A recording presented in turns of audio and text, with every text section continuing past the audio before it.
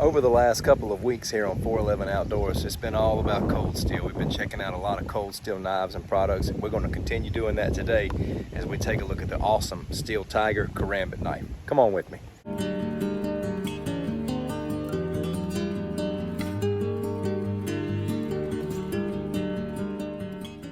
I just want to take a moment to say what's up to everybody. I want to thank all of my subscribers and give a warm welcome to all the new visitors. I hope you find this content helpful and resourceful. Let's take a look at this knife. Cold Steel always has beautiful packaging. I just love the color scheme, the blue and the black, and how it mixes with the design of their blades. It's just really attractive packaging, good branding.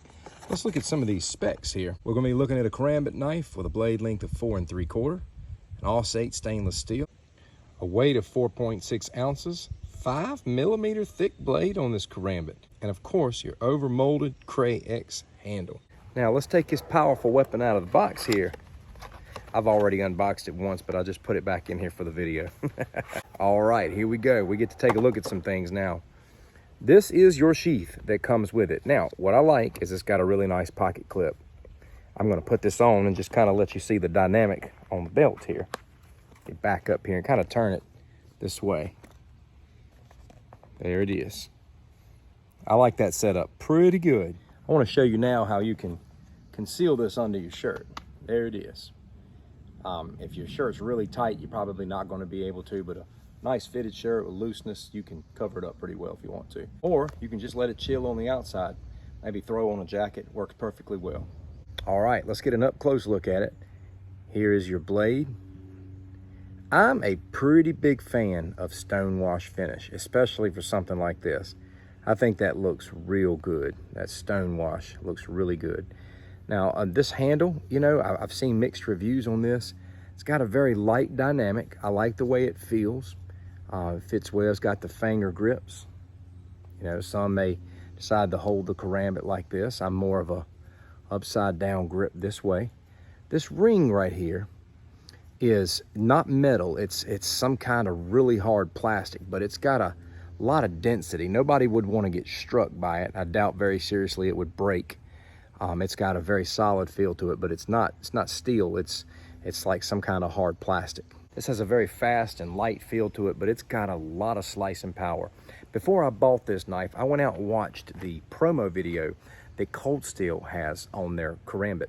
I love watching Cold Steel's testing videos where they just kind of demonstrate what the blade can do, man. And this thing sliced through some kind of like some big hunk of meat. I don't know what it was, maybe like a big shoulder or something. You ought to see the gash that it put in that thing, man. Just absolutely horrifying. Karambits are a very popular go-to in the area of self-defense because these are great fighting knives. There's so much maneuvering that can be done. It's just a very scary instrument and very predominant in the world of Kali, Filipino martial arts.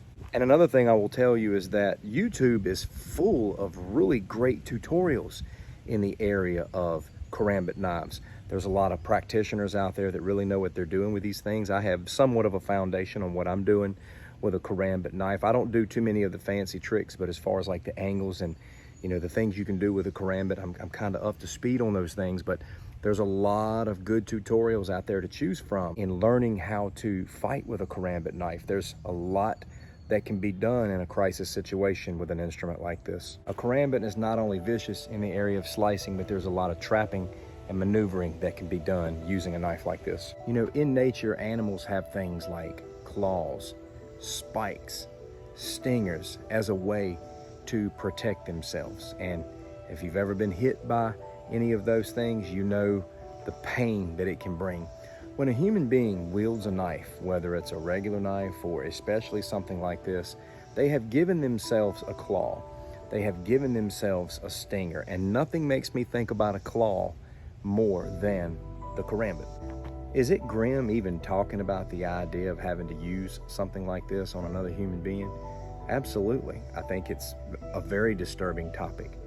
But it's a topic that I'm willing to entertain as long as there are evil people in this world bent on killing, stealing, and destroying. It's not bad to learn how to use weapons should you ever need to use a weapon to save your life, the life of someone around you, and especially your family. A knife is one of the best close quarter weapons one can learn how to use. I don't think we can rely wholeheartedly upon bullets. I think that the firearm is most definitely the most dominant weapon of defense that we have, but there may be times where the bullets are exhausted. There may be times where the distance has already been closed, and an edged weapon like this could be the only thing that would save your life.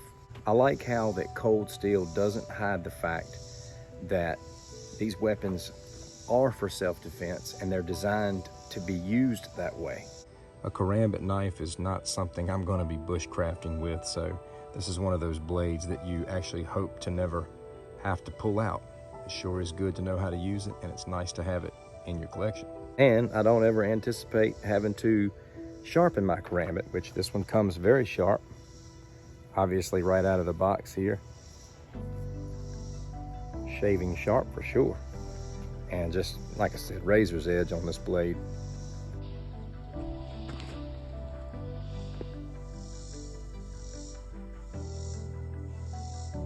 The whole reason why I bought this knife this week was because it's very much on sale on Amazon, and probably for a limited time. This blade usually runs 45 to 50 bucks. I got it for $28.